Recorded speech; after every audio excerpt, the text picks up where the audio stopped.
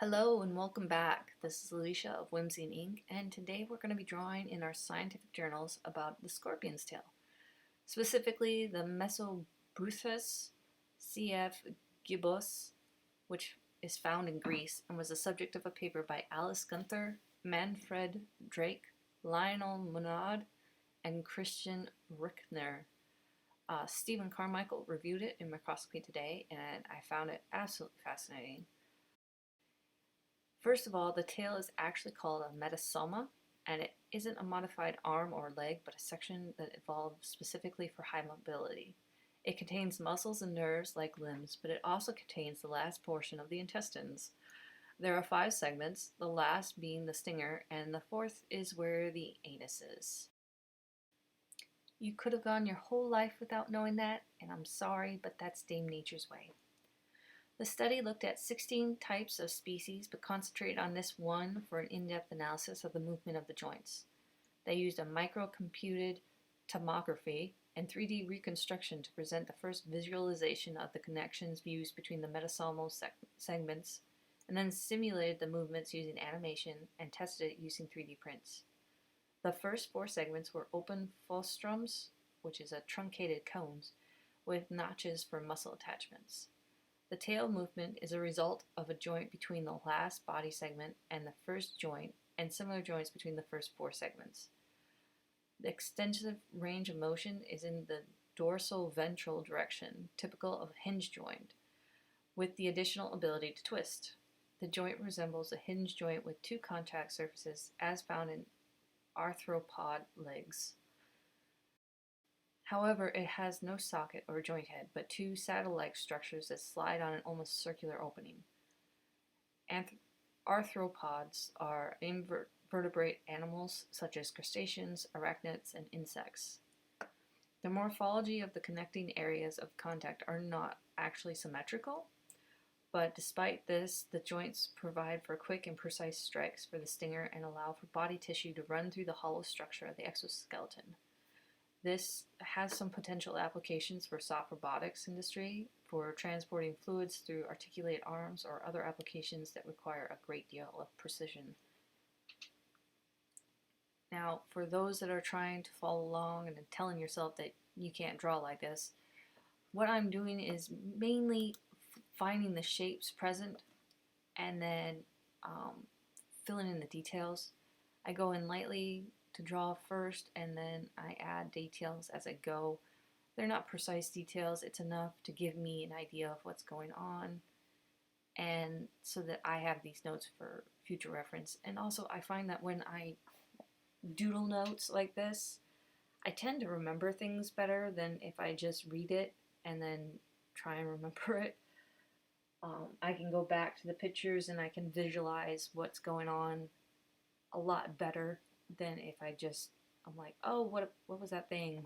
You know, that thing I read about that one year way back. I have a lot of those moments. So while we continue to draw, let's have some fun scorpion facts. They have 8 legs like their cousins, spiders, mites, and ticks, and are part of the arachnid family.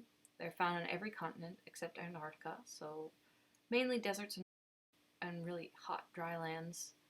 The tip of the tail is called a telson, so that's the stinger itself is called the telson. And they typically eat insects, but also some spiders, lizards, and rodents. They live in some very extreme environments and can slow their metabolism down when food is scarce. So much so some of them are able to live off of just 1 insect per year. Now they can only eat in liquid form, so they use enzymes to digest their prey externally, and then they suck it into their mouths because they have really tiny mouths. Researchers have frozen scorpions overnight and put them in the sun the next day, only to see them thaw out and walk away. And they burrow under the sand to escape the heat in the deserts. They have been around for over 400 million years. And to give you an idea, that dinosaurs only evolved around 240 million years ago. So they were quite possibly the first creature to actually leave the ocean and walk on land. Also, to give you another idea, modern humans only about 200,000 years ago. We are very late to the game. They have some prehistoric fossils in Scotland that show that their appearance really hasn't changed much over the millennia, but they are about half the size now that they were then.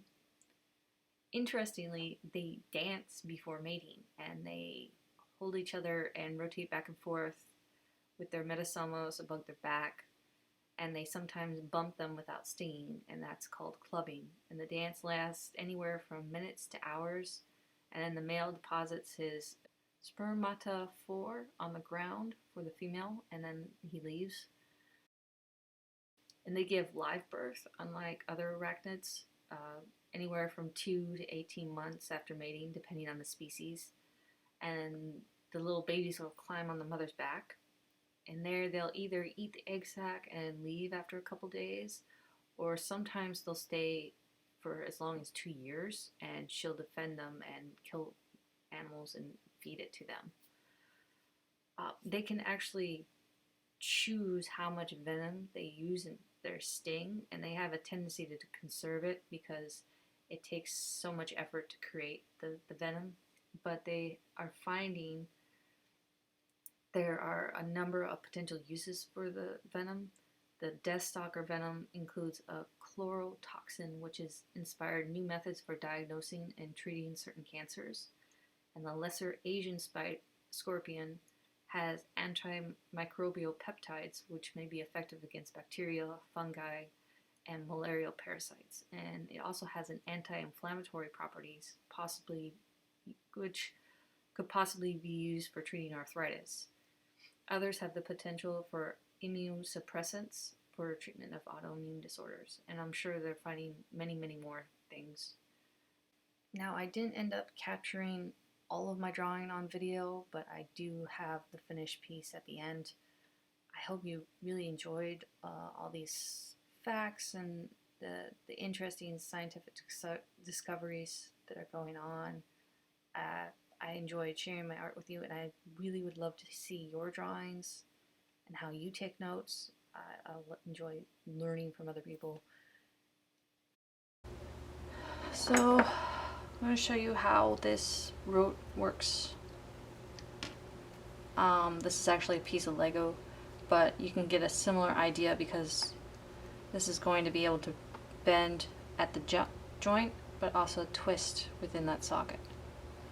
So you're able to bend, or here, you can bend this way, and you can twist, but they don't bend this way. That seems to be how this is put together. So that gives you a lot of movement on how the tail works. Thanks for joining me again. Please like, share, and subscribe. Also tag me on Instagram if you do your own drawings. I would love to see your work. Have a lovely day.